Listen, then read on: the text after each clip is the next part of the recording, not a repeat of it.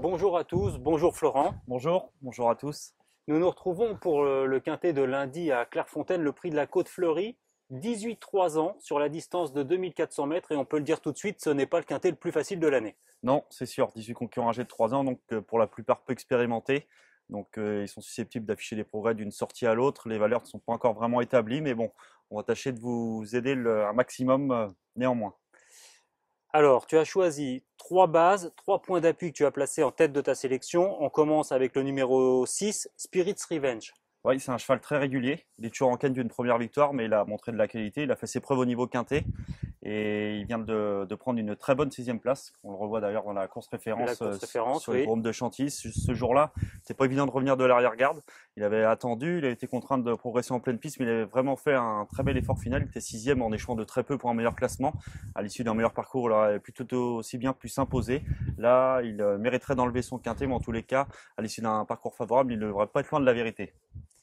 Alors ensuite, tu as placé le 17 Internal Runner, entraîné par François Rohaut, qui n'a pas manqué ses débuts à ce niveau de compétition. Ouais, dans les handicaps, ouais, il a tout d'abord fait ses preuves dans les courses à conditions dans le sud-ouest et pour ses débuts dans les grands handicaps quintés, l'une des épreuves référence également le prix Burgos, bon 3e. Et à l'issue d'un bel effort final, ça devrait également, à l'issue d'un parcours sans encombre, jouer un très beau rôle, ce Internal Runner, dans le bas du tableau. Ouais. Il a l'avantage d'être Médène, donc plutôt bien placé dans le bas du tableau, n'ayant jamais gagné.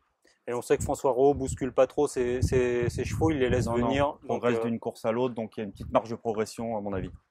Ensuite, tu t'es intéressé à la candidature du numéro 9, Aqua Alta. Est-ce que c'est sa victoire de Vichy la dernière fois qui t'a plu? Bah, ces trois courses sont bonnes. Elle a fait de très bons débuts sur les programmes de Paris, a confirmé ensuite, elle vient d'ouvrir son palmarès, elle est bien née.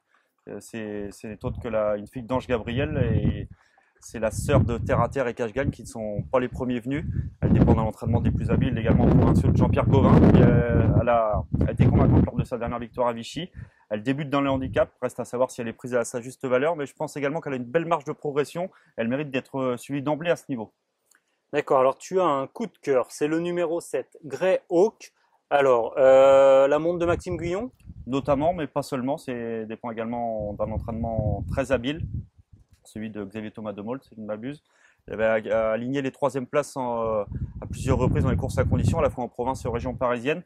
En dernier lieu, pour ses débuts dans les grands handicaps quintés à Vichy, il a dû se contenter de la 7e place, mais ce jour-là, il n'a pas forcément bénéficié du meilleur des parcours. Il a dû voyager un petit peu le nez au vent en début.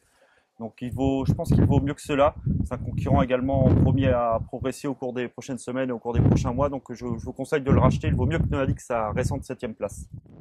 On a dit que c'était une course qui était très ouverte, donc tu as une surprise à proposer aux internautes, c'est le numéro 12, Just Hurricane. Just Hurricane, ouais, une pensionnaire de Fabrice Chappet. C'est pas un coup sûr, mais c'est un coup spéculatif. Elle avait effectué des débuts corrects dans le convoité prix Chaillot. Elle terminait 5e sans jamais mélasser les premières, mais ce jour-là, le lot était de qualité, bien sûr, comme bien souvent dans le prix Chaillot. La 4e, ce n'est autre que Pacific Rim ce jour-là.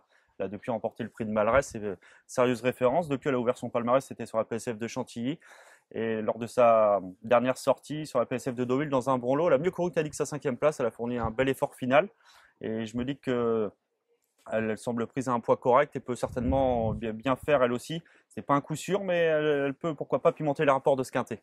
On va compléter ta sélection avec l'As Mudish. Est-ce que c'est la corde 18 qui a fait que tu n'as pas fait une base? Pas forcément, enfin c'est un cheval, on peut rien lui reprocher, il a prouvé sa compétitivité lors de ses 2 dernières sorties dans le handicap, mais je pense qu'en valeur 39, il n'a pas une grosse marge de manœuvre. Le numéro 18 en plus, c'est pas forcément un avantage, je crois qu'à Clairefontaine, c'est pas rédhibitoire. Il sera associé au redoutable Olivier Pellier, je le vois pas forcément gagner, mais c'est difficile d'aller contre. D'accord. Ensuite le 13, Dabuki.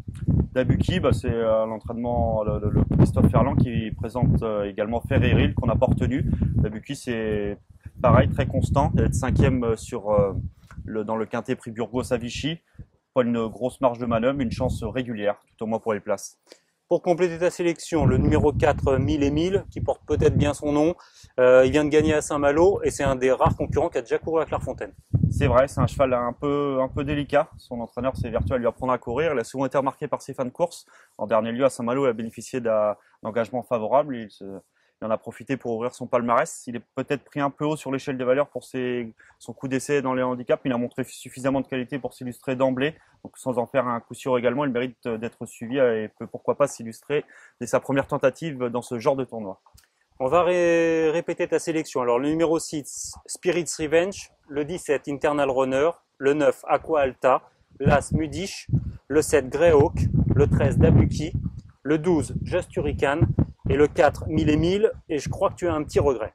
Un regret, oui, il y en a malheureusement de nombreux dans cette épreuve, mais particulièrement Accent Français, un pensionnaire de Guy Enrault, qui a bien couru dans le quintet référence où Spirit Revenge termine les 6e, lui terminait à la 7e place, certes en léger retrait des 6 premiers, mais il fournissait un honorable effort final. Donc lui aussi, parmi d'autres, a le droit de jouer un rôle utile dans ce quintet, mais il faut bien faire des choix, donc je ne l'ai pas gardé en vie.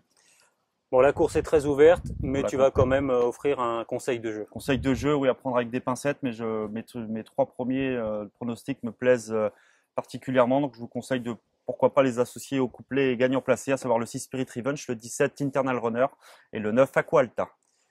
Merci Florent Merci à vous. et à bientôt. Bon Bon jeu à tous.